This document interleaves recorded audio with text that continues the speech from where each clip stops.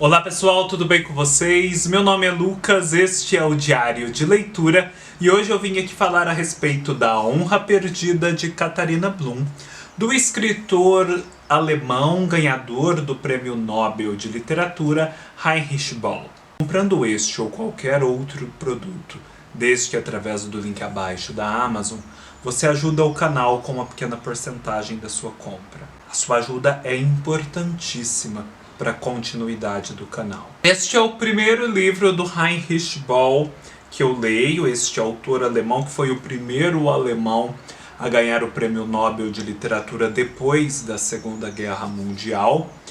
E eu sabia da existência de um outro livro dele, publicado pela Estação Liberdade, chamado Ponto de Vista de um Palhaço. E recentemente, então, a Carambaia lançou esta edição pelo seu selo Ilimitada, de livros comuns, com A Honra Perdida de Katharina Blum, que foi um livro vendido pela editora, eu entendo as razões, como um livro sobre o tema das fake news, do papel da imprensa na sociedade, da perniciosidade das notícias falsas, exageradas, distorcidas. E isto por parte de uma obra que fora publicada em 1974, portanto, se antecipando em muito a essa discussão de hoje em dia. E aqui em A Honra Perdida de Katharina Blum temos isto e temos muito mais. Katharina Blum é uma governanta profissional, digamos assim, ali na Alemanha da década de 70. Ela tem uma situação de vida muito estável. Ela tem patrões que gostam muito dela, que lhe pagam bem, que a ajudam. Ela é muito metódica, muito controlada, muito trabalhadeira e, portanto, assim, consegue fazer coisas com o dinheiro que ela ganha como governanta, como uma empregada doméstica, no fim das contas, que as pessoas não conseguem compreender como. Mas justamente porque ela é tão trabalhadeira e econômica. Ela tem um apartamento que eles dizem valia 100 mil francos, e esse apartamento era um apartamento muito bom, num lugar muito bem localizado. Ela tinha um Volkswagen vermelho, ela também tinha poupanças, enfim, tinha uma vida muito controlada. E todos a admiravam por essa regularidade, por essa correção, e justamente por isso a contratavam, Afinal, o papel dela era justamente esse, como uma governanta.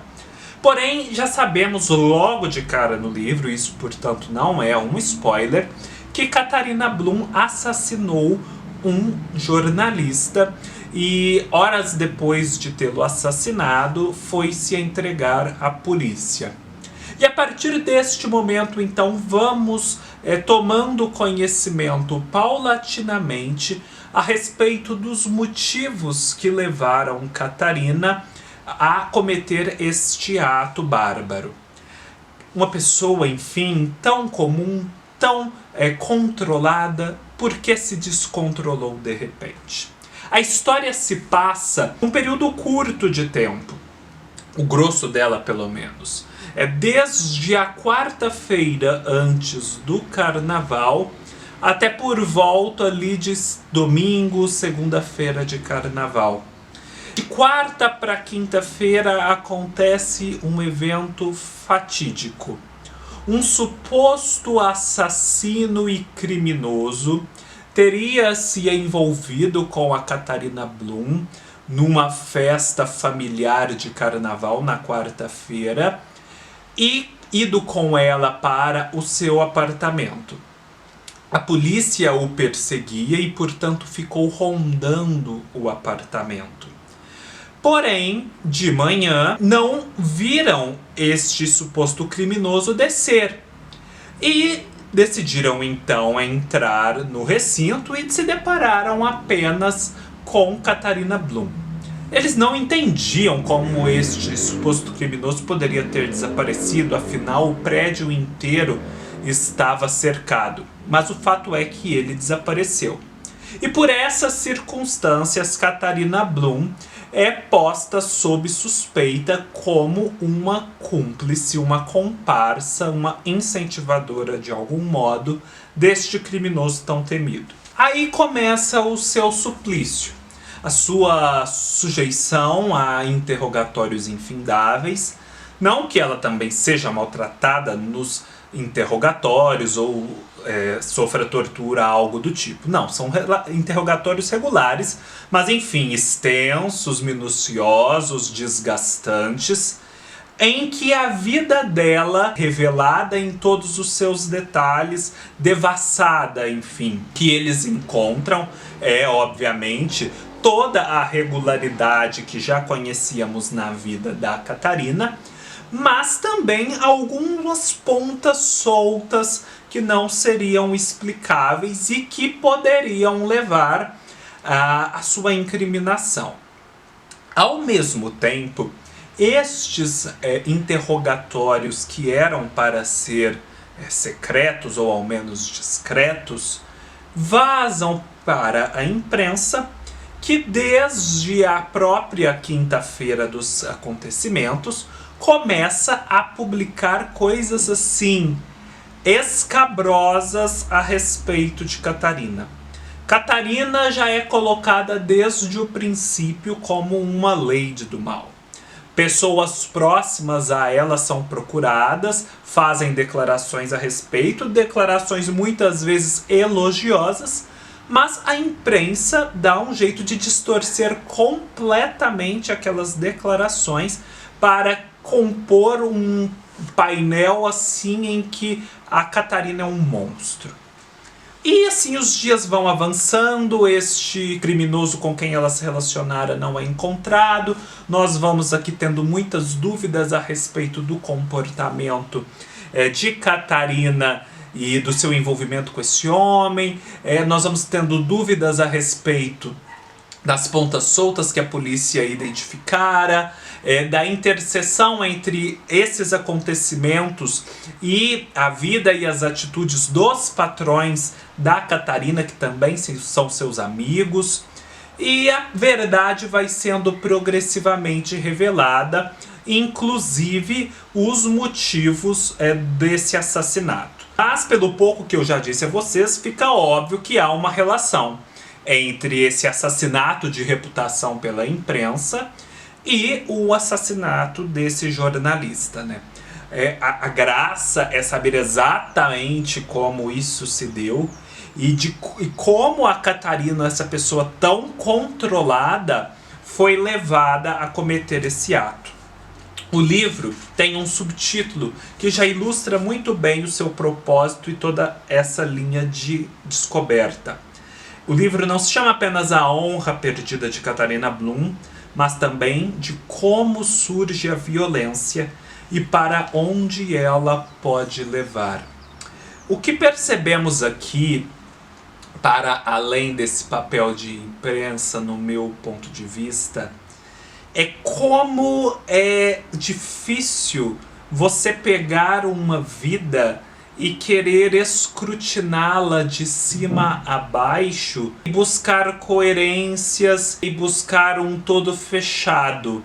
Acho que qualquer vida, se examinada com uma lupa, terá pontos de estranheza, pontos obscuros, pontos insondáveis, sem que isso necessariamente queira dizer que se trata de um criminoso, de um psicopata ou algo do tipo.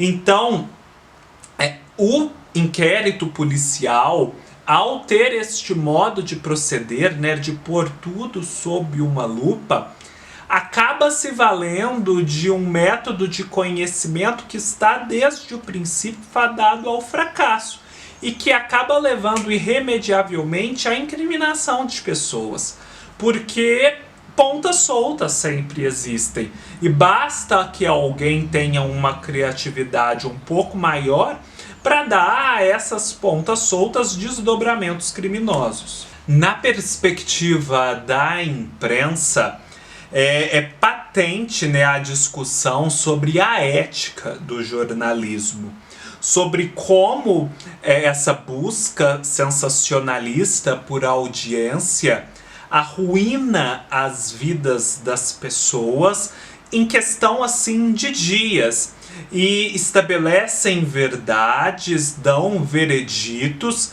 que, por mais que depois aparentemente possam ser esquecidos pelo grosso da população, vão marcar para sempre a vida dos envolvidos, de modo assim que eles não mais vão conseguir se recuperar. E uma vez desestruturada a vida de uma pessoa, obviamente ela tem um entorno. E a Catarina tem um entorno. E vamos então vendo como, ao desmontar a vida desse elemento central, as peças que estão ao redor vão sendo afetadas também. No final, não é só a vida de Catarina que é arruinada. A vida de muitos outros passa pelo mesmo. Insinuações de cunho sexual, político, também permeiam toda a percepção do público a respeito dessa história. Porque para construir uma narrativa, o jornal se vale assim de preconceitos. É interessante, por fim, notar como o jornalismo precisa construir uma narrativa para, por exemplo, vender jornais e não necessariamente revelar a verdade em algumas vezes. Porém, ao construir essa narrativa com personagens reais, percebemos que também os próprios personagens têm narrativas que contam a si mesmos para justificar suas vidas, para encontrar na sua existência, nos seus elementos díspares, uma coerência. E o jornalismo, ao inserir no universo dessas vidas uma narrativa nova que as envolve, passa a afetar a própria forma como as pessoas se veem, se colocam na sociedade e reagem aos fatos, A narrativa, que às vezes começa ficcional, quando não deveria ser no jornalismo, desencadeia fatos reais que vão integrar narrativas de vida reais. Então, o subtítulo do livro está muito acertado nesse sentido, de como surge a violência e para onde ela pode levar. A violência surge a princípio como narrativa ficcional aqui, mas ela pode levar a uma violência concreta. Se já leram este livro, deixem nos comentários, deixem like se gostaram do vídeo, se inscrevam no canal, sigam no Scoob, no Instagram e no Facebook, todos os links estarão aqui embaixo. Comprem através dos links abaixo da Amazon e ajudem o canal, sua ajuda é muito importante para a continuidade do canal. E nos vemos numa próxima oportunidade. Até mais!